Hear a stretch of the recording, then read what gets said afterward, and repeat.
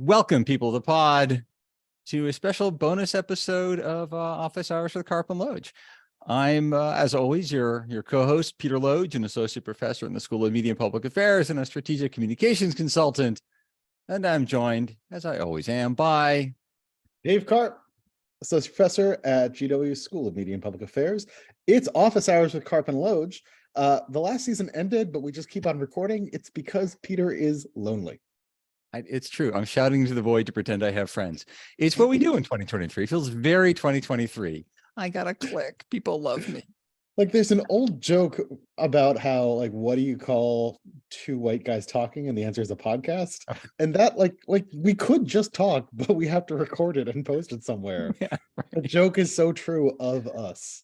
Yeah. Well, it's important that some of us, uphold our stereotype, and we've got to live that. I am what I appear to be. I wanted to be a dentist, but I only own the wardrobe to be a Democratic consultant and college professor, and I'm too lazy to buy new clothes. So here I am. I mean, that's similar. The reason I got a PhD is because I looked at those jackets with the leather patches and I said, I want that outfit. What do I need to do to get that outfit? 6 years later. And he does. He owns, I've seen the patches. And it's interesting that we both thought the logical response to having to buy new clothes is actually pursue an entirely different career and sink decades into it. So all of which is a happy, thank you for joining us on our therapy today, everybody. Unlike our students, you're not actually paying for this. So good on you. Before we get into it, a couple of shouts. First of all, thank you, Alana. You're being very patient today. I also want to give a shout to the person a few weeks ago emailed us asking for advice on interviewing for a policy communications job. And then 2 weeks ago, we noted that she was actually up for two jobs, experienced, qualified, well-respected, well-liked, and we therefore took the credit for the two job offers. I'm happy to say it was us. It was all us. Happy to say she has a big deal job with a big deal organization you've heard of. And again, it could be because she's qualified, experienced, well-liked, well-respected, and very good at what she does. Or it could be you and I being snarky. And I think we know the answer to that. I mean, who can tell? Who can tell? Yeah. It's us. As a social scientist, we would need more data points. So folks, reach out. So send us, if you're about to be offered a job, ask us what we think you should do. We'll tell you, you'll get the job, and we'll take credit. At a minimum, we're good luck. I've never been called good luck. Actually, I'm going to come back to this. Actually, ties to something we want to talk about. Also, congratulations to the graduating seniors of the School of Media and Public Affairs and the George Washington University. You're going to be hanging out on the mall in a couple of days. That's a big deal. It's a big deal. Those of you who have to come back next year, just think it's one more year of me and Dave. Good on you. That's something. Really selling it there. Really selling it, buddy. At this point, they've already sunk $200,000 in. What are they going to do? We'll never mention the price tag. All right. So we've got stuff. We've got a smorgasbord. We've got a smorgasbord today. What's the starter on your menu? We're going to stick with that terrible metaphor for as long as I can. Oh, man. Can I yell about Elon first?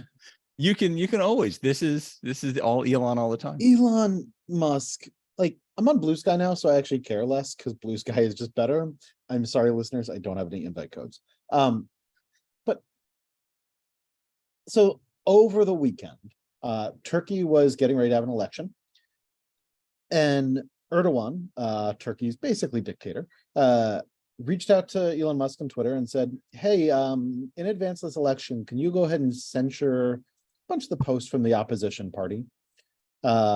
And I had a tweet about this that, Elon Musk, when he took over Twitter was like, I am a free speech absolutist. And then Erdogan was like, I'm going to need you to censor the opposition party. And his response was, absolutely. Like, they not only did they go ahead and censor that right away, but then there was a back and forth because Matt Iglesias, to his credit, called this out. He tweeted about it, saying the Turkish government asked Twitter to censure its opponents right before an election, and Elon Musk complied. Should generate some interesting Twitter files reporting. Elon Musk directly replied back saying, did your brain fall out of your head, Iglesias? The choices have Twitter throttled in its entirety or limit access to some tweets. Which one do you want? Now, once again, I just want to offer some free political communication advice to the world's richest, dumbest man, which is if you're going to take the coward's way out. Erdogan, to be clear, has made this request to Twitter before, and past Twitter said no. And then Turkey blocked them, and Turkey citizens said, hey, what the hell? And then they unblocked them. So if you're going to take the coward's way out this time, because now Twitter is owned by the guy who also owns SpaceX that wants to fire some rockets in Turkey, and also owns Tesla, which I think probably manufactures some parts in Turkey. Like if you're going to take the coward's way out, the thing you must do is create some strategic deniability. Because what he just did in a fit of pique yelling at Iglesias is signal to every other authoritarian government in the world, if you would like us to censure your opponents, or if you'd like, I don't know, some other things. Let's say you want to know who the dissidents are in your country who are tweeting about you. If you threaten to cut off Twitter, we're just going to give you whatever you want because we really like people having Twitter and we care about nothing else. Like strategically, the most basic thing you do here is either create some plausible deniability or just don't say anything, you small-minded man.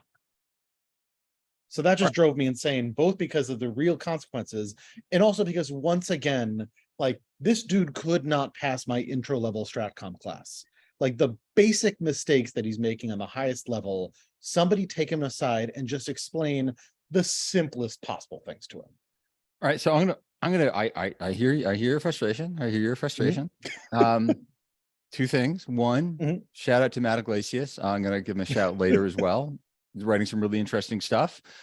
Check out his Substack, people. I am sometimes annoyed by him, but he was right on this one. He's right, and he's smart and thoughtful and all of that. But all right, so playing devil's advocate on the Stratcoms piece, Musk is doing everything wrong. So what? What are the implications for his business or for his income, which is pretty much what he cares about?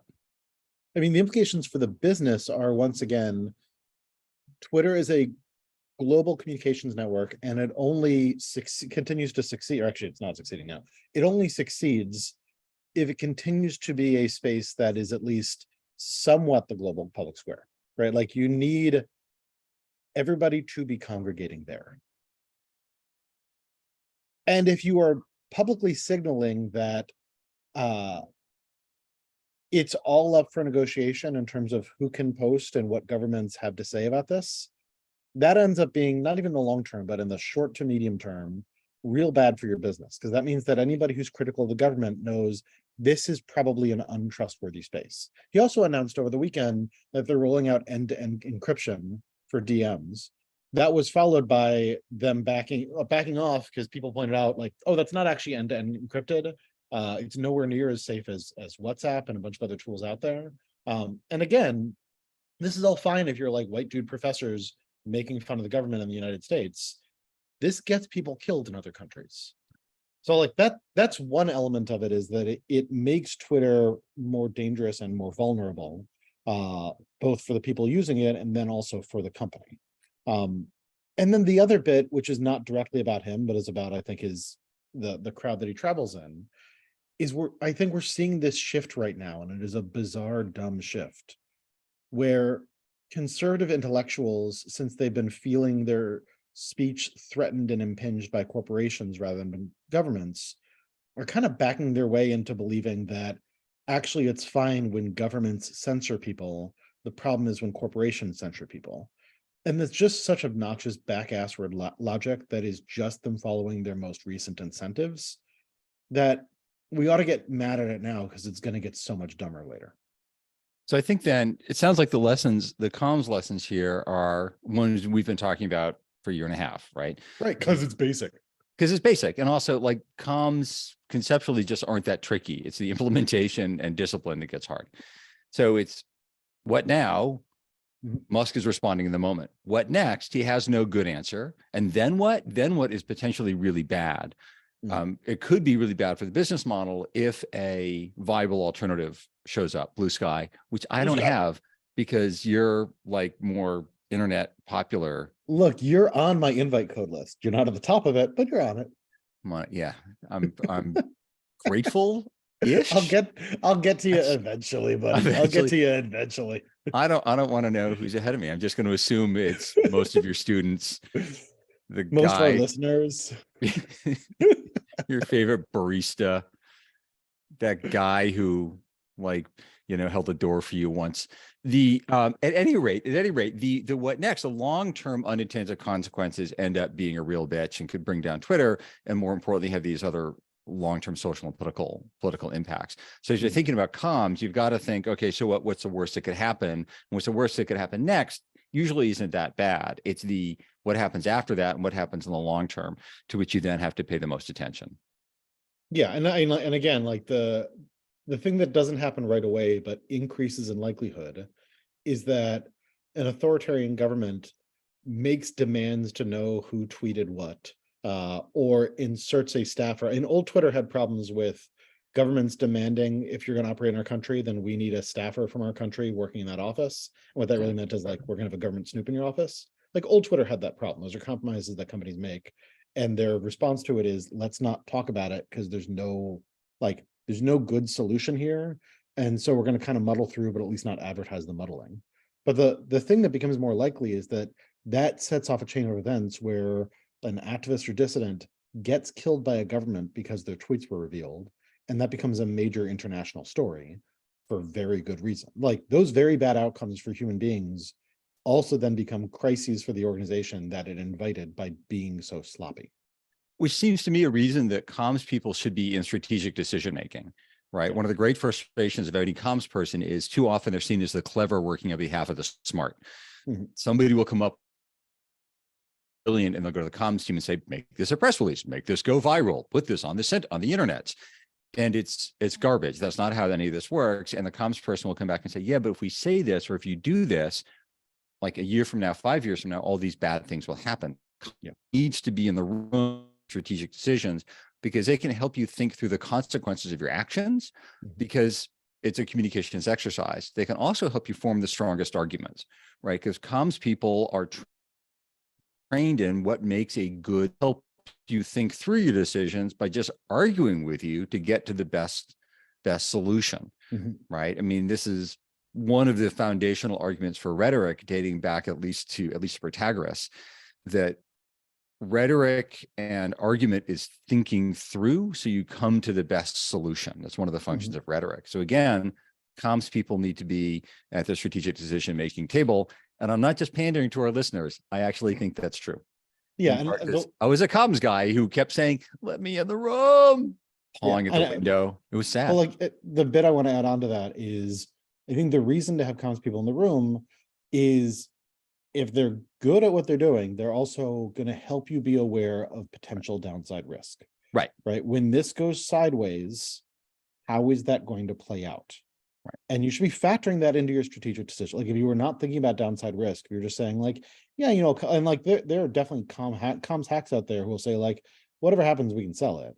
Like, don't have them in the room, but also don't hire them. Right. Like, you want people in the room that can help you think through, how is this going to play out? What is it going to set up, good and bad, for us? Because then you'll make better decisions. There you go. Much more to be said on that, just not right now. But I do, as we shift from Twitter, I do want to give a shout out to one of my graduate students in the School of Media and Public Affairs, Matt Snow. So the day, Tucker told he was finally done at Fox, I go to teach. Mr. Snow says, well, obviously Elon Musk is going to hire him to work at Twitter. And we all laughed, ha ha ha, isn't that great? A couple of weeks later, I get an email from the good Mr. Snow saying, so Professor Loge. So shout out to Matt Snow for accurately calling what in retrospect is obvious, that of course Elon Musk would hire Tucker Carlson. I mean, I do want to note, because this is a chance to also make fun of Tucker Carlson. Yes, good on Matt Snow, really good read. And also, I have trouble calling this obvious because of how obvious it seems to me that this is going to go terribly badly. Oh, yeah. Like, Tucker Carlson's audience, like, if you think about anybody in your life who that watches Tucker Carlson, they are probably a baby boomer who keeps the TV on all the time, because that's how they're used to interacting with the television. Those are not people who have Twitter. Those are not people who are going to download the Twitter app in order to watch the Tucker Carlson show. His audience isn't going to go with him. He does not have the type of performative skills that have helped other people. And like Ben Shapiro annoys the hell out of me, particularly because Ben Shapiro is very good at playing social media look at me games. That's not actually Tucker's skill set. So like this is going to go badly for Tucker. And we're going to spend the next several months laughing at him rightly because of how terribly this is going to go. But also Matt Snow was right. Good call. He's going to Twitter before he realizes that it's not going to work out. And again, what now, what next, then what? Didn't think it through. But again, thinking it through isn't really Tucker's thing or Musk's thing. All right. Yeah. What do you want to get to next? What do you want to do next? We got a smorgasbord. We like lingering. Your turn next. You're up next. All right. I want to bring this into a little more serious stuff. I think is a really interesting piece for comms people from the New York Times on May 11th by Zeke Emanuel, Luciana Borreo, Rick Bright, Michael Osterholm, Jill Jim, and David Michaels. This will be on peterloge.com podcast. It'll be on Medium, and I am tweeting out the footnotes. They wrote a piece called "We Worked on the U.S. Pandemic Response. Here are 13 takeaways for the next health emergency." The second and third are especially important to comms people. The second lesson is incentives can change behavior, social norms can enforce it. And their third is trust is crucial, right? And these are themes we've been talking about again for a year and a half, and our students know we talk about them a lot. Incentives change behavior. People change for the right incentives: higher taxes on cigarettes or sugar-sweetened beverages, reduce unhealthy behaviors, workplace vaccine mandates for effective and increasing vaccination rates. More creative use of incentives and jurisdiction mandates that did not evoke substantial resistance should also be examined. But it's the incentives change behavior, right? You're going to mandate something. I'm going to tax something. I'm going to give you a bonus for something. I'm going to take something away if you don't do something. And then you want to create a social norm around it. Well, everybody else here is. We all saw this with masks. If you were the only one in on a bus or the grocery store without a mask, everybody's looking at you. It feels a little weird and funky. Now, if you go to the grocery store and you're in a mask, you're the one who feels like the outlier, right? We behave our cohort. And one of my favorite examples of this working is a study done a bunch of years ago on people using hotels towels. Now hotels aren't changing sheets and towels as much for a variety of reasons. But back in the day, back pre-pandemic, you'd go to a hotel and there'd be a little plastic thing saying, "We at Hotel Chain X care deeply about the environment. We use X amount of water and soap every day. You can do your part by." And none of us believed it because, no, you're just being a cheap ass. Right. I'm on vacation. I'm giving you $200. You're washing my damn towel. What does work is signs in rooms saying people who stay at our hotel typically have their towels washed every 3 days. Because now you want to be one of the people who stays in a hotel like that. And even better is people who stay in this room tend to, because you certainly want to be one of those people. I don't want to be one of those people. I want to be one of those people, right? It's the social norm. It's the same logic as O-Power, which was a company that it sells software to power companies, basically, to get people to reduce their power usage, right? We've both seen these electric bills that if you turn up your thermostat 2 degrees, you can save 7% on over the lifetime. If you're like, no, I'm not going to do the math. I don't know. I don't care. I'm hot. Turn up the AC, right? What they do is they measure with using smart meters in places where smart meter technology is available. They measure your power usage against those on your block or in your neighborhood. And if you're using less power than your neighbors, you get a smiley face. And if you're using more power, you get a frowny face. Right? Again, you want the smiley face, right? It's the incentives and it's the social norms. Really critical lesson from the COVID pandemic, and just broadly applicable, I think, in comms. Really terrific piece. I'll post it. I'll tweet it. Worth reading. Yes. Aware of time, and I think we want to talk a bit about what do you think of Trump on CNN? Trump on CNN. We're only at 20 minutes. We're only at 20 minutes. Trump on CNN. I got Trump on CNN, gag. So Trump on CNN. It's the first thing I want to note, for old school ish, depending on how old you are, Eminem fans. Trump in 2024 really, to me, feels like Slim Shady circa 2002. Go back and Google the lyrics for "Without Me." Don't say them out loud because HR will call you if you do. But that's basically Donald Trump in 2024 is Slim Shady circa 2002. The Trump circus on CNN really it was a circus. You know, Trump was with CNN, and then he broke up with CNN and went to Fox and was making fun of CNN. Then he and Fox had a thing, and he's back. And really, it feels like one of those couples that has a very public fight at somebody else's wedding, breaks up at somebody else's wedding, and starts dating their exes publicly just out of spite. That's my take. What's your take? So first, I should note I did not watch it, Neither did I. and I didn't watch it because I felt like ultimately the lesson to me is that Chris Licht, the new head of CNN, is exactly who we thought he was. Yeah. Like he's been signaling since he took over the gig that he would like all of the Trump critics, the past Trump critics at CNN to go away, because it's going to be a new era of CNN bipartisanship, in which both sides, whoever make up that side, feel represented, so that CNN can go back to being CNN of like 25 years ago, as though they have that kind of power and agency. And we know that that's going to be bad for democracy, for like actually living in a stable democracy. We also know that that creates incentives that say, hey, Trump and Trump's most public supporters, you can do whatever because we're fine with it. We need you way more than you need us. Please just give us some of those ratings. Right. Like we know what that does to incentives. And we also know that Licht fundamentally doesn't care, because Chris Licht just wants to get those ratings up amongst the demographics that he thinks that he can bring in. I don't think it's going to work very well for CNN. I think he's eventually going to be viewed as probably a failure in what he's trying to do. Though honestly, it's hard to do just because of the amount of debt that got loaded onto that company when they got acquired. But I think it's a bad set of choices, but it's also a set of choices that have been so telegraphed that, like, of course you're doing that. From what I've read and from the clips that I've seen, look, I've thought for a long time that Trump was going to be the nominee. I think he's still going to be the nominee because I don't see anybody replacing him. He's also, I think, clearly lost a step.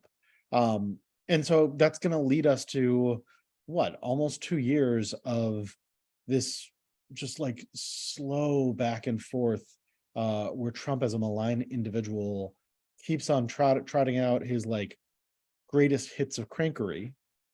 And then everyone kind of pretends that he hasn't lost a step. And also along the way, pretends that he's not fundamentally as dangerous as we know he actually is. So I'm seeing all of that coming up. And I read a lot of great analysis about the reasons why this is so dangerous. And all of that was right while also being unsurprising, because we know who Trump is. We know who Chris Licht is. They're just doing the things that they were setting out to do. Right. I mean, CNN's got to move merch. Basically, they need ratings as a for-profit enterprise. And they didn't actually get that much ratings out of it compared to Trump 4 years ago. Right, compared to Trump 4 years ago, but compared to their normal ratings, they got right. Yeah. So like there's decreasing returns on Trump, but also decreasing returns on the rest of what CNN is doing. Instead of trying hard and coming up with something genuinely new that might attract viewers, they're just going to go back, like they're basically doing reruns here. Another thing I want to note for any listeners who watch Succession, and I won't do any spoilers, I will say it's a very good show. But if you watch the most recent episode of Succession, it's going to give you a bunch of thoughts about Trump on CNN and the calculus within that company. And I would just say to CNN, you really don't want to be reminding people of Succession. It's not a great place to be. It's going to be a nutty 18 months. All right. Couple of the quick things on the smorgasbord. I feel like we're going to have a tighter episode today, which is great. It is a bonus episode that we're just doing because you're lonely. So yeah, we should be tighter. It's either this or, something actually productive and useful. And we all know the decision I would make in that case. Yeah. I once worked with a guy who was arguing a case before the U.S. Supreme Court And he came out of came out of the oral arguments, how'd it go? We're having dinner or something. And he said at one point, one of the justices asked him a question. There's a great straight line. And he paused for a moment to think, do I give this smart ass snarky answer or do I give the right answer that will help my client? And he said he had to think about it.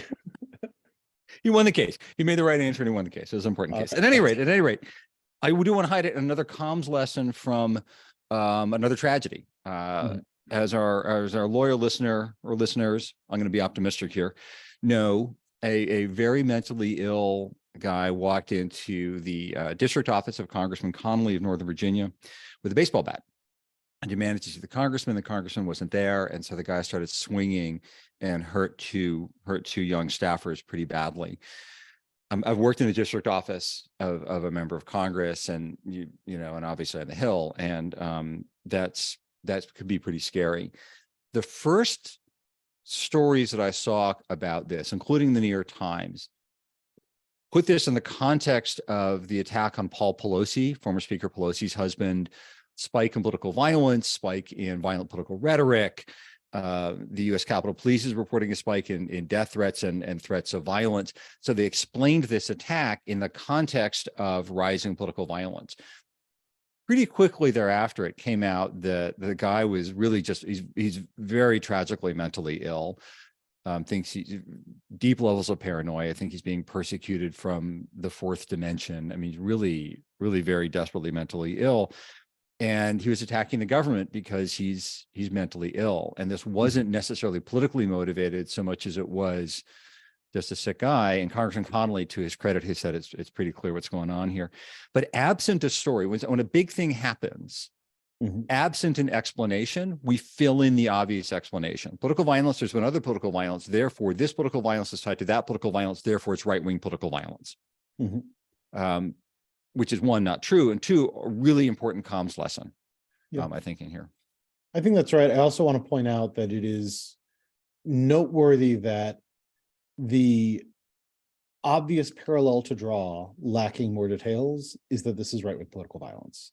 Because the other case that has come up since we last talked was the death of Jordan Neely on a New York subway. And what stands out to me in that tragedy in particular is the guy who killed him, this guy Daniel Penny, is now being framed as a hero by right-wing media. There's a GoFundMe. There's a GoFundMe for him to pay for his legal bills, because though he was not initially charged, he has now been charged with killing a guy because he killed a guy. And the right-wing media framing and right-wing political framing to this has been to say that he is to call him the Good Samaritan. And sort of rage at the idea that anyone would ever be held responsible for murdering a person on the subway.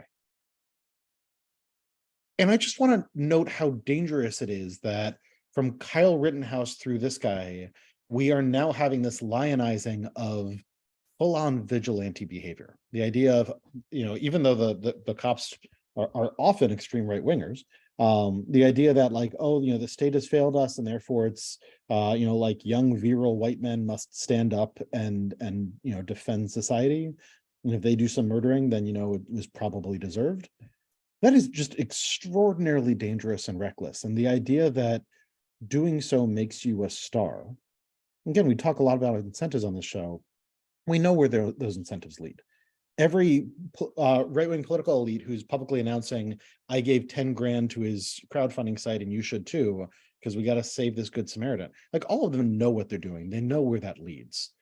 And it's just so breathtakingly irresponsible. And of course, in that context, when you hear that somebody took a baseball bat to Democratic congressional staffers, in the absence of other information, our minds are going to jump to this was probably another incident of right-wing political violence, because we have so many of them, because they are so constantly being promoted, as heroes within that ecosystem. Knock it off. Well, there's two parts to this, right? One is our brains go to stories, right? We think narratively, we think in narratives. And what matters is the coherence of the story, not the fealty of the facts to reality, right? A story has to be true enough or true to life. Walter Fisher, rhetorical scholar, writes about homo narrans, not homo economicus. And one of the current stories, as you note, is political violence, right? Of course, there's political violence because I've heard this, those bad guys on the far right, they're inciting political violence. So, okay, got it. Now I'm going to plug in. And even in the updated New York Times story, takes out the Paul Pelosi stuff, but leaves in the spike in political violence as if they were related rather than a story about a tragically mentally ill guy. The other piece of the vigilante, though, is also a narrative, right? This is a familiar story to anybody who grew up reading stories. This is Zorro. This is Batman. This is, any number of cop shows. It's any number of movie franchises where sometimes you have to color outside the lines, or no one knows who that masked man was. And this hero is going to ride into town on a horse. This itinerant condottiere is going to be hired to ride in, rid the town of vermin, get the snakes out of Ireland, whatever it is, and then ride off into the sunset, a hero. This is a really familiar story dating back like hundreds of years, I would imagine. And so now we go, oh, this is one of those. I got it. And we just stop thinking and we ride the story, right? So as comms people, you need to be aware of the story that's being told, be aware of the logic within the story. And if you can't win in that story, try to tell a different story. Right? Try to tell a counter story or a counter narrative. And again, the facts matter less than the narrative arc. Right. And it's that narrative arc to which comms people should be paying attention, and to which, frankly, journalists like the New York Times should be paying attention. Like, before you say, aha, this is just like Paul Pelosi, like, check. Right. Because some guy with a baseball bat swing in a congressional district office, yes, that could be political violence. We've seen this mostly from the right. But we've also seen, paranoid people who think the government's out to get them, or secret dimensions doing really awful and violent things. The story you tell, the context you tell matters, and check on it before pushing out your stuff. Yeah. That's what I got. You got anything else? No, I think that's it.